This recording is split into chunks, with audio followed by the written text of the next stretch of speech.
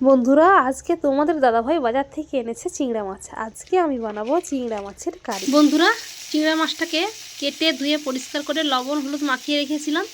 এখন আমি ভেজে নিচ্ছি। বন্ধুরা, আমার মাছগুলো ভাজা হয়ে গেছে। দিয়ে দিচ্ছি ফোড়ন আর জিরে, পেঁয়াজ বাটা, রসুন বাটা,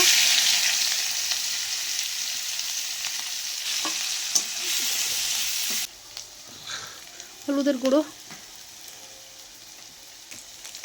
লঙ্কার গুঁড়ো,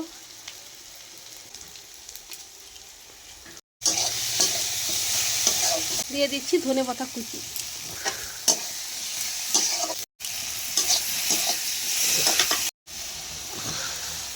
দিয়ে দিচ্ছি জল।